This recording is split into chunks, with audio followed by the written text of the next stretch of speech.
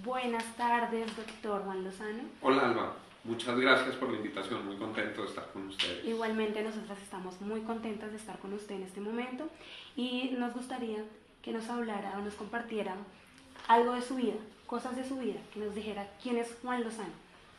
Juan Lozano es un abogado, periodista y profesor universitario, digamos que son las tres actividades más permanentes en mi vida, que ha pasado por algunos cargos de representación. Fui senador de la República, fui ministro, fui alcalde de un pueblito chiquito que es una belleza cerca de Bogotá, que se llama Oaxaca. Pude trabajar al lado de uno de los más grandes colombianos del siglo XX, de quien fui su secretario privado hasta que lo asesinaron, de Luis Carlos Galán. Entonces he combinado la docencia, el periodismo con el servicio público, y en lo demás soy un feliz padre de familia, de una chiquita que se llama María, que es la luz de mi vida, y aquí estoy haciendo lo que creo que puede ayudar a que este país y esta sociedad vayan mejor. Claro, Juan. Pero dígame usted, ¿por qué retirarse del Congreso y volver al periodismo? Me aburrió el Congreso de la República porque son demasiados intereses inconfesables que al final del día terminan sacrificando al pueblo y beneficiando a los políticos. Me aburrí de un Congreso donde, a pesar de que hay excepciones, por supuesto, y donde a pesar de que hay gente buena, la gran mayoría de las actividades no están orientadas simplemente a buscar cómo el pueblo colombiano está mejor, la gente en Colombia está mejor, sino cómo se defienden intereses individuales y particulares, repito, con excepciones. Pero me aburrió el tono del Congreso, esa actitud de muchos congresistas que no van a las sesiones, que llegan tarde, que se escapan de la sesión, el ausentismo. Me aburrió la carreta, me aburrió estar sentado horas interminables oyendo carreta o esperando que lleguen unos señores a cumplir con el quórum. En una universidad hay una hora de empezar clase, y a esa hora empieza clase, y el que no llega tiene falla, y el que tiene muchas fallas pierde la materia. En el Congreso el régimen es de impunidad total, llegan tarde, no es un van. recreo. Es un largo recreo. Hay gente que trabaja, claro, pero a mí me cansó mucho eso. Y lo otro que me cansó es que en Colombia el Congreso no es un poder autónomo. El Congreso se volvió un apéndice del presidente. El presidente y el gobierno les mandan boronas a los congresistas para que aprueben lo que el gobierno quiere, y los congresistas en muchos casos, como borregos, van pupitreando, aprobando, diciendo que sí a lo que les van mandando. Entonces, repito, no todos son así, pero la gran mayoría, la dinámica del Congreso funciona de esa forma, y eso me pareció que no correspondía con la expectativa que yo tenía de trabajo por el país y de servicio por el país. Por eso dije, no más Congreso, y no me volví a presentar como candidato. Exacto, esa era una de las preguntas que te íbamos a hacer, que por qué no te has postulado otra vez para el Congreso, y que si de esa manera te estabas beneficiando tú, digamos, o beneficiando a la gente que trabajó contigo, de esa manera, no sé. Yo trabajé muy duro en ese entorno para poder sacar adelante muchas leyes. Hay un programa de monitoreo del Congreso que se llama Congreso Visible, Sí, que hace la Universidad de los Andes. Ellos dijeron, el congresista más eficiente en este periodo fue el señor Juan Lozano. Yo trabajé por leyes en el terreno social, por leyes en el terreno de educación, por leyes en el terreno ambiental, por leyes en materia de seguridad, defensa, protección de la fuerza pública. Y muchas de las ideas que tenía sobre transformaciones que debíamos adelantar en esos sectores, las saqué con leyes que fueron muy difíciles de tramitar, pero que al final fueron aprobadas. Pero sentía que quedarme otros 4 años en ese escenario enrarecido, en ese escenario en el que no hay un ambiente permanente de estudio, de análisis, de reflexión, pues no era conveniente. Y un día dije, prefiero contarle a la gente que votó por mí cumplí en estos 4 años, saqué más leyes que cualquier otro congresista en ese periodo y en todos los anteriores.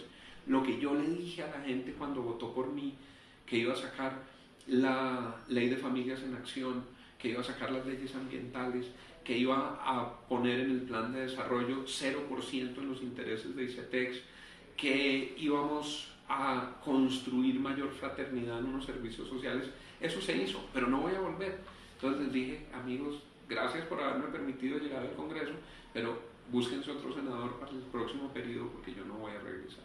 O sea, ¿tú crees, o usted cree, perdón, que está aportando más afuera del Congreso? En este momento sí, yo he regresado a las actividades que durante muchos años desarrollé como profesor universitario, ahora como catedrático, ahora dirijo un centro académico, el Centro para la Seguridad y la Democracia, que está pensando, que está aportando información, que está dándole luces al país sobre temas de seguridad y democracia que son esenciales. Y volví a los medios de comunicación, volví a escribir una columna que tuve por muchos años en El Tiempo. Estoy participando en los grupos de análisis en Blue Radio y en toda esa organización que tiene Caracol. Y desde ahí estoy defendiendo ideas, y desde ahí estoy moviendo ideas, y desde ahí estoy analizando la realidad con una perspectiva constructiva. Creo que esa condición permite ser leal con las ideas y aprovechar de mejor manera el tiempo y la energía, y además me ha permitido tener tiempo feliz con mi familia y con mi hija. Parte de la tragedia de la política es que no trabajan en los horarios hábiles y pretenden siempre estar haciendo sesiones del Congreso hasta tarde, hasta medianoche. Entonces es el peor de los mundos. A la hora de trabajar no trabajan, y ya cuando todo el mundo está dormido y cansado, entonces ahí sí deciden pupitrear, porque muchas veces ni siquiera analizan las leyes. Claro. ¿Y usted cree que el periodismo es una de sus pasiones? Sí, sin duda. Sin duda. El periodismo y la política tienen algo en común. Es que si se hacen bien, la sociedad está mejor.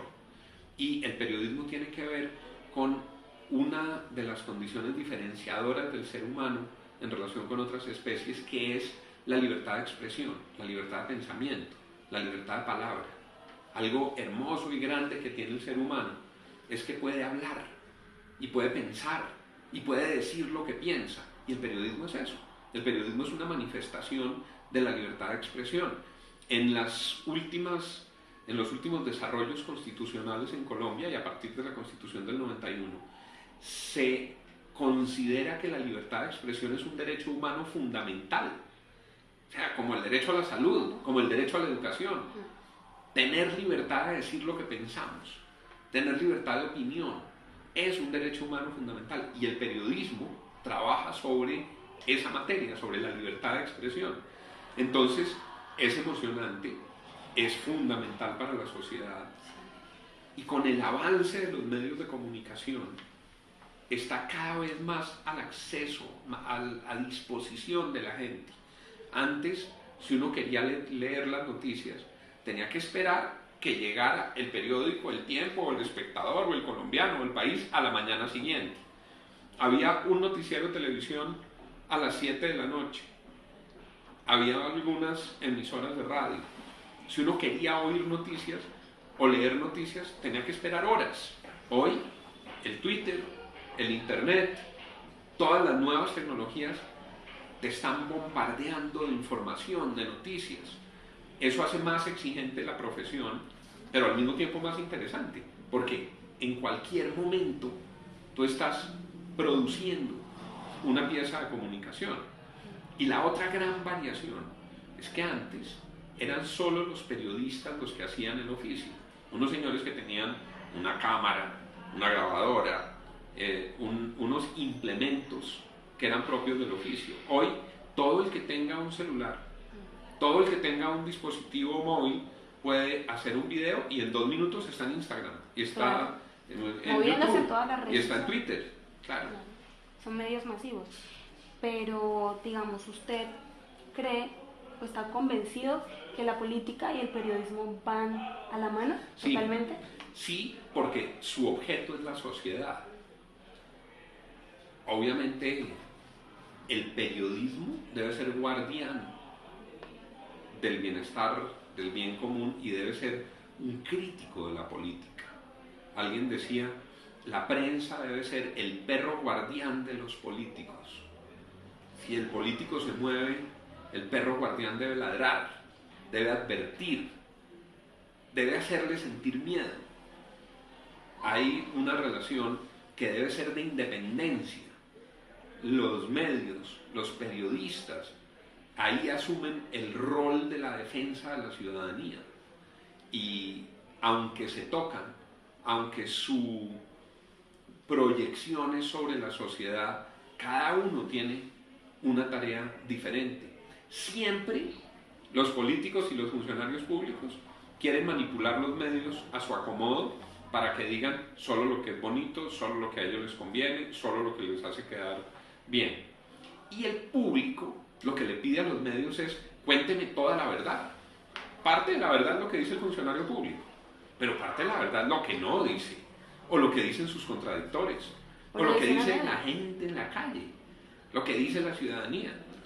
La verdad hoy no es solo la verdad oficial de Juan Manuel Santos. La verdad hoy es la verdad que se construye de escuchar todas las voces de la sociedad. Y esa es, digamos, una relación permanente entre periodismo y política. O sea, es una relación de esposos, podríamos decir, un matrimonio, que se consolida, pero en algún momento se puede haber una ruptura. Pues digamos, a veces de un matrimonio en crisis, claro. A veces de un triste matrimonio, a veces de uno de esos matrimonios indeseables en que uno de los dos le pega una paliza al otro, a veces con todas las cosas reprochables que eso tiene, a veces deplorablemente un matrimonio con cachos. Los políticos, si el símil fuera el del matrimonio, los políticos son maridos que ponen cachos porque una cosa le dicen a los medios y otra cosa hacen cuando los medios no los están viendo. Pero digamos que sí, supongamos que igual que en el matrimonio puede haber escenas de amor y entonces los funcionarios dicen la verdad y los medios informan correctamente. Me quedé pensando en el matrimonio, pero sí, es una relación permanente y que solo es exitosa si cada uno conserva su rol adecuado. Claro, me imagino que para usted debe ser obviamente un poco incómodo o contradictorio hablarnos de la parte como tenebrosa o un poco turbia de los políticos, viendo que usted también está en ese medio, se bandea en ese medio. Por eso me fui. Y mientras estuve ahí, por eso voté en contra de tantas leyes. Y por eso levanté mi voz para oponerme a las cosas que sucedían. Por eso, justamente por eso. Cuando, pongo ejemplos, cuando estaban en la discusión sobre la reforma de la justicia, yo les decía, esto no se puede votar. Y voté en contra. Por eso, voté en contra de todas las reformas de presupuesto y las leyes presupuestales de los últimos años. Y ahí están las grabaciones en el Congreso. Y por eso levanté muchas veces mi voz frente al poder, quien quiera que lo tuviera. Porque me sentía incómodo. Obviamente, yo he creído, y lo hice desde que estaba con Galán, que la política debe ayudar a transformar la sociedad. Y para decirlo con toda la verdad, todos nos equivocamos. En nuestra dimensión de seres humanos cometemos errores. Y yo he cometido muchos. De buena fe, por tratar de ayudar, pero uno comete errores, y uno le embarra. O sea, saliéndose de las normas. No. ¿O qué tipo de error usted cree que ha cometido? Por ejemplo, apoyar a Juan Manuel Santos en la primera campaña. Me equivoqué de principio a fin. Y yo le dije a la gente que estaba conmigo, oigan, voten por Santos. Si yo hubiera sabido el que iba a hacer, yo no voto por él. Me equivoqué, por ejemplo, cuando después de todo un sueño de juventud yo había conformado un partido político que se llamaba Colombia Siempre.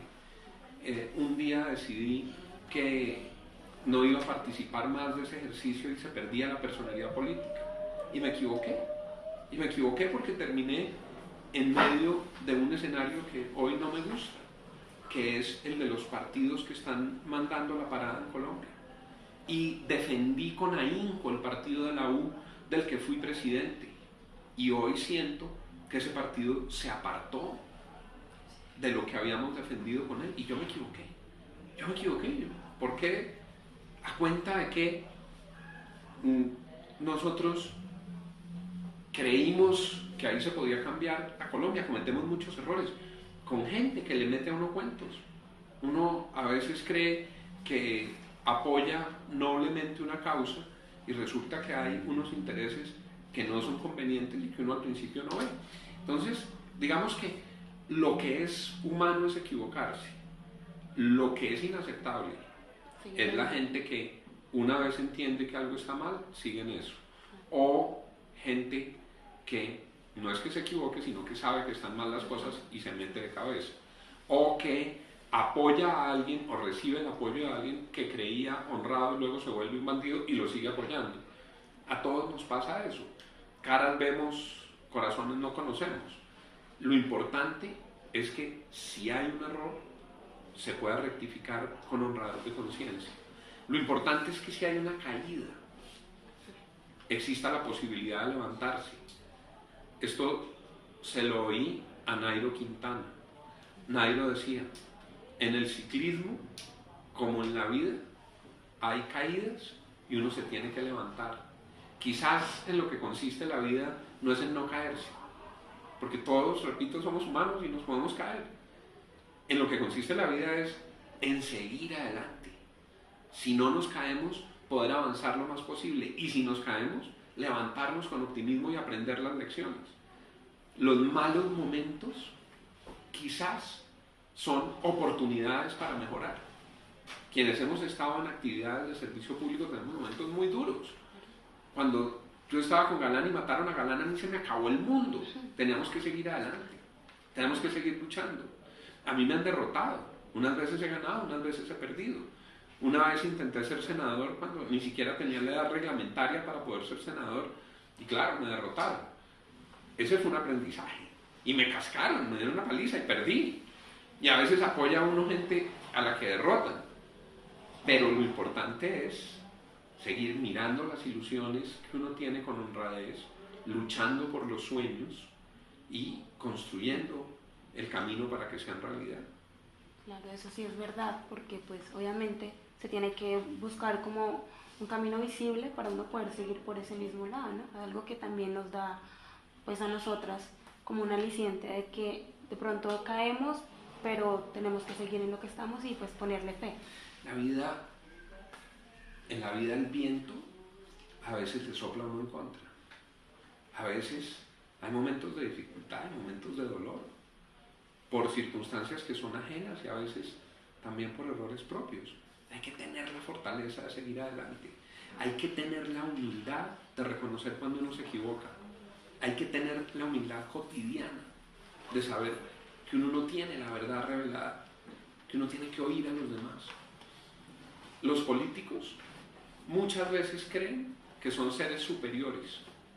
Eso es falso. Los políticos que se creen más que los demás terminan estrellándose con el mundo. Todos somos iguales. El poder es efímero, está hoy y se va. Hoy lo tienes y mañana no lo tienes. La plata es efímera, el reconocimiento es efímero. ¿Qué te queda? El ser humano, tu corazón, tu alma, tu entorno, tus seres queridos, tu familia, lo demás se va. Y por eso hay que trabajar en lo que es permanente. Y por eso no se puede uno aferrar a lo que es fugaz. Y usted como conocedor, pues cambiando de tema, usted como conocedor de temas ambientales, ¿qué piensa acerca de la crisis que está pasando Colombia en todo lo que tiene que ver con el clima, todo el calentamiento global, todo lo que está pasando con las lluvias, que hay escasez de agua? Entonces, Colombia tiene una paradoja, porque Colombia es una potencia ambiental en el mundo. Colombia es el país más rico en el mundo por kilómetro cuadrado en biodiversidad. Es decir, es el país en el mundo que tiene más especies diversas por kilómetro cuadrado. Pero al mismo tiempo es un país que está lleno de petróleo, de carbón, de productos cuya explotación genera un enorme daño ambiental, de oro, por supuesto, platino, coltán. Entonces, la riqueza que tiene el suelo está acompañada de una riqueza en el subsuelo. Sacar la riqueza del subsuelo nos destruye el suelo, nos destruye ríos, quebradas, páramos. Entonces, el país en 1991 toma una decisión en su constitución de protección formal del medio ambiente. Eso no se ha logrado completamente y el país tiene que resolver bien esa contradicción. Tenemos una doble riqueza, no podemos permitir que se nos convierta en una maldición. Hoy se dice que va a iniciar un nuevo capítulo de la Guerra de las Esmeraldas. Semejante riqueza esmeraldera que tiene Colombia no puede permitir que se le convierta en fuente de muerte, en fuente de homicidios. Tiene que poderse aprovechar el bien del país. Con el medio ambiente pasa eso, que es tan grande la riqueza del subsuelo que se ha destruido el medio ambiente. Entonces hay que poner límites, hay que poner linderos. Por otra parte, hay un fenómeno global. La civilización occidental principalmente y el mundo moderno producen, utilizando de manera intensiva, combustibles fósiles, es decir, por ejemplo, gasolina, diésel o carbón. Esos combustibles fósiles producen gases de efecto invernadero. Esos gases de efecto invernadero alteran la protección de la Tierra frente a los rayos solares y rebotan de manera tal que hay un calentamiento global. Eso está científicamente demostrado. Los que demostraron eso en un panel intergubernamental que hizo Naciones Unidas se ganaron un premio Nobel. Digamos, no hay duda científica de que la mala utilización de los combustibles está generando ese daño. Eso altera el clima, eso seca los ríos, eso derrite los glaciares, eso cambia la temperatura de los océanos, eso produce huracanes, eso altera el sistema de lluvias. Colombia solo produce el 0.3% de los gases de efecto invernadero en el mundo, pero es víctima de lo que el mundo entero genera. Entonces, Colombia, ¿qué tiene que hacer? Reducir su propia contribución, pero además prepararse para el cambio climático, asumir como un conocimiento colectivo que llegó el cambio climático, que nos va a afectar y que tenemos que prevenir efectos adversos. Por ejemplo, hay una subida del nivel del mar en las zonas costeras, hay un cambio en el régimen de lluvias, hay una intensificación de los eventos extremos. El invierno es más extremo, entonces llueve mucho más en la temporada de lluvia, y la sequía es más extrema, hace más sol y hay menos agua en la temporada de verano. El país tiene que prepararse para esos ciclos, tiene que tomar medidas de mitigación y tiene que asumir que hay un mundo en el que existe ese desorden climático para que no nos coja desprevenidos. ¿Pero usted cree que también se debe a las personas? Claro. ¿Al ahorro como tal de las personas? Claro, porque nuestro modelo de consumo es un modelo fuertemente intensivo en esos productos que generan los gases de efecto invernadero. La gente prefiere montar en carro que ir en bicicleta. La gente prefiere tener la ventana cerrada y la luz prendida en vez de dejar que entre el sol por la ventana. La gente prefiere prender la lavadora para echar un blue jean y una camiseta que esperar que tenga más prendas y lavarlas al tiempo para ahorrar energía. La gente prefiere echarla a la lavadora y ponerla en el ciclo de exprimido y secado, que gasta más energía que dejarla secar al sol.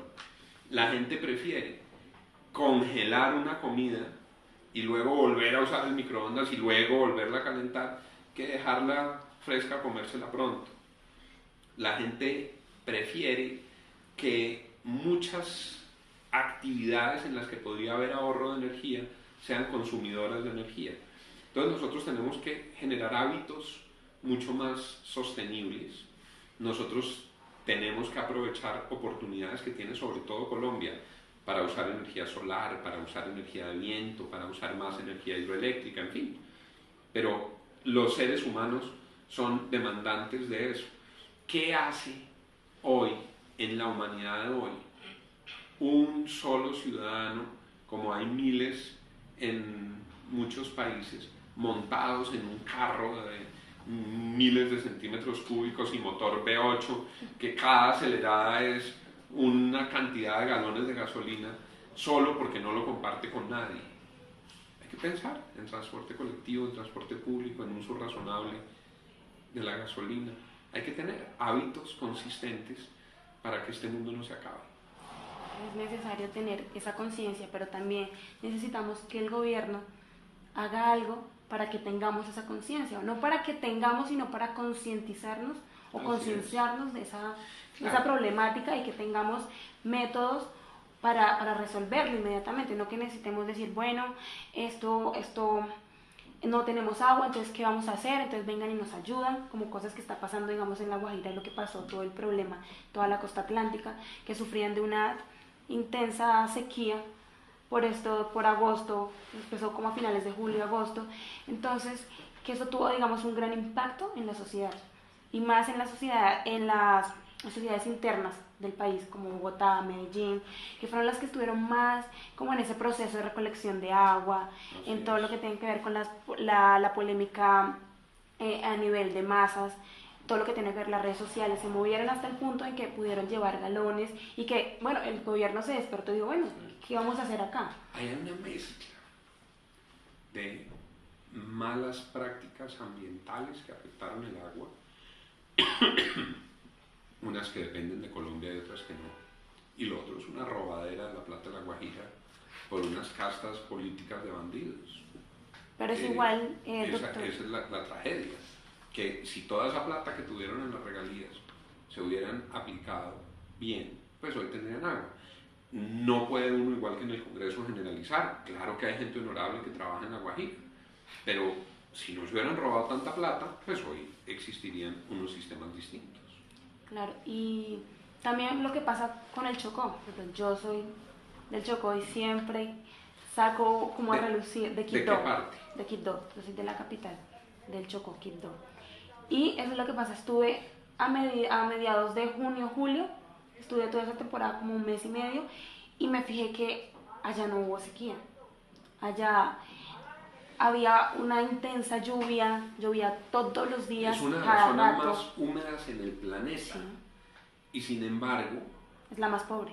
por indolencia en muchos casos, por un centralismo cruel con las regiones y por dificultades en la política, también en la relación con la ciudadanía, no se han instalado los sistemas. Por muchos años, cuando yo iba a Quibdó, pensaba en una quebrada que se llama La Yesca. Sí. O sea, ¿cómo es posible que esto ocurra en Quibdó?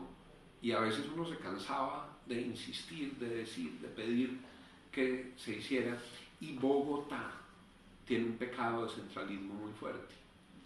Los bogotanos que llegan al poder se sienten seres superiores y creen que lo que no transcurre entre la calle 72 y la Casa Nariño no existe. Y lo que no les duele aquí en Bogotá no lo asumen como problema. Por eso a veces son invisibles las voces de las regiones.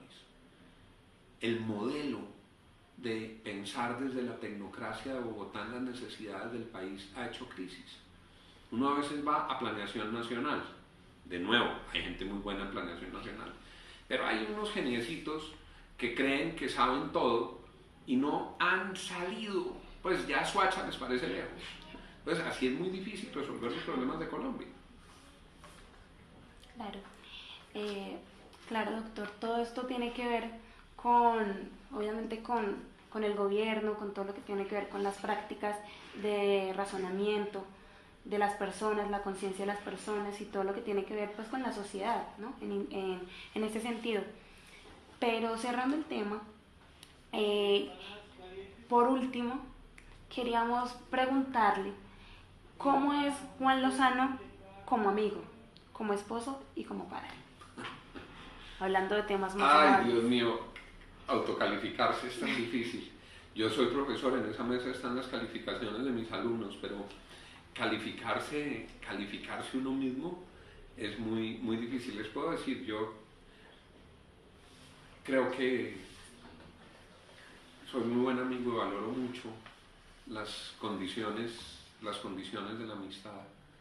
Creo que la amistad es un tesoro Yo tuve una tristeza grande con mis Una dos decepción. grandes, sufrimientos, digamos, porque mis dos grandes amigos en la vida, de la infancia, que eran como mis hermanos, murieron muy tempranamente. Uno porque le practicaron mal, le pusieron mal una anestesia y lo dejaron en coma 7 años y se murió después de una agonía muy larga, 7 años en coma. Y el otro, y ellos dos eran como mis hermanos, prácticamente nos habíamos criado juntos, y el otro fue secuestrado por la guerrilla y lo mataron. Entonces, yo he sabido lo que es tener amigos, pero también he sentido el dolor cuando se van. De no tenerlos. Yo creo que las verdaderas amistades son un tesoro en la vida. Hay muchas personas que uno conoce y uno puede incluso tener afecto por muchas personas, pero un amigo o una amiga de verdad es un tesoro en la vida que hay que cuidar mucho. Como esposo, yo estoy casado hace 14 años, yo me casé en el año 2000 con una mujer llanera, maravillosa, que trabajaba como yo en El Tiempo. Ella dirigía el periódico que tenía El Tiempo en el Meta, que se llama El Llano 7 Días, y ahí nos conocimos. Y ella es abogada, pero ha estado en temas de periodismo y en temas de mercadeo, y nos casamos hace 14 años. Y como padre, pues María es mi vida. María es lo más importante, lo más bello, lo más maravilloso que yo he tenido, y en función de María voy cumpliendo mis sueños, desarrollando mi vida. Uno a veces lo oía como una frase de cajón. Es que una cosa es antes de tener hijos y otra cosa es después de tener hijos. A mí la vida me cambió cuando nació María, y yo le doy muchas gracias a Dios todos los días por tener mi familia y por tener a María. Entonces, doctor, cuéntenos por qué fue otorgado ese nombre, María, a la ley María. Esa es la ley de paternidad. Sí. Cuando nació María, yo dirigía un sistema informativo, City TV. Sí. Cuando nació María, yo me había preparado para estar incluso en el parto, y yo había hecho toda la tarea, muy juicioso. El día anterior había ido a ver cómo se iba desde mi casa hasta la clínica y cómo teníamos que llegar, y yo estuve en el parto, nació la niña, y al día siguiente pues yo quería estar con la niña, quería estar con mi señora. Entonces llamé al canal y le pregunté a la jefe de recursos humanos, le dije, bueno, nació la niña, ¿cómo hago para quedarme? Me dijo, facilísimo, mande una carta y se declara en calamidad doméstica. Dije, ¿cómo que calamidad doméstica? En el día más feliz de mi vida yo no estoy en calamidad doméstica. Me dijo, no, es que la única manera de que se quede en su casa es con calamidad doméstica. Y le pregunté, ¿y por cuánto tiempo? Me dijeron, máximo 3 días. Ese día empecé a hacer una ley para que los padres se puedan quedar con sus hijos cuando nacen, con sus hijos y con la mamá de sus hijos, que puedan estar en familia. Los estudios científicos han demostrado que cuando un padre abraza a su hijo, cuando un padre toma a su bebé, se activa algún resorte interior que luego impide o reduce la posibilidad de que lo maltrate. Aquí en Colombia tenemos un problema de maltrato fuerte, de violencia que se ejerce contra los niños, contra las mujeres. El padre que abraza, el padre que siente el palpitar de ese corazoncito, por dentro le queda alguna cosa que cuando tiene la tentación de levantarle la mano le dice, quieto, no se toca. Cuando se desarrolla una relación con afecto, el mundo es mejor, el mundo es más pacífico. Con todas esas ideas empecé a tramitar la ley, y fue tal la lora que di, yo todavía no era senador, pues estaba en mi actividad periodística y como profesor universitario. Fue tal la lora que di, porque cogí ese proyecto y les dije a los senadores, por favor, preséntenos. Todos los días los llamaba, oiga, ya presentó el proyecto, oiga, ya votaron el proyecto, que al final me dijeron, miren, y a todos les contaba el cuento de María, es que miren, cómo es que los papás no se van a poder quedar con los hijos, que al final, cuando lo aprobaron, dijeron, bueno, este señor todos los días nos echó el cuento de María, que hay que ponerle el nombre de María a la ley, porque oímos tantas veces hablar de María, pero además tenía una connotación adicional, que ellos mismos dijeron, y luego dijo la Corte. Se entendía María también como un genérico, María, madre de madres, María por lo que representa hasta bíblicamente el nombre. Entonces, finalmente, con todas esas consideraciones, y que era como un genérico de ese María, le pusieron la ley María. Esa es la historia de esa ley. Muchísimas gracias, doctor. Estamos encantadísimas de haber conversado con usted. Especialmente yo, que tuve el placer de hacerte la entrevista. Muchas gracias, Alba. No, yo estoy muy agradecido y espero que esta entrevista sea útil para los propósitos que tenía y que sepan quienes ven la entrevista que aquí nos vemos Alba y yo, pero que hay dos estudiantes muy pilas que están aquí detrás de nosotros, que llegaron, hicieron la producción, montaron la cámara, hicieron toda la tarea de investigación. La insistencia en el teléfono. Bueno, el teléfono, ¿vale una confesión? Sí, por favor.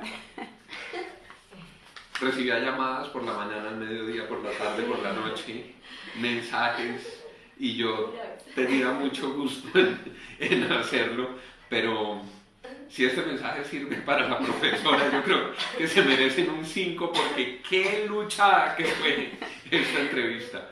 A ellos les agradezco mucho. Y a ti, Alba, muchas gracias y fue un placer haber estado con ustedes. Igualmente, doctor Lozano, un gusto.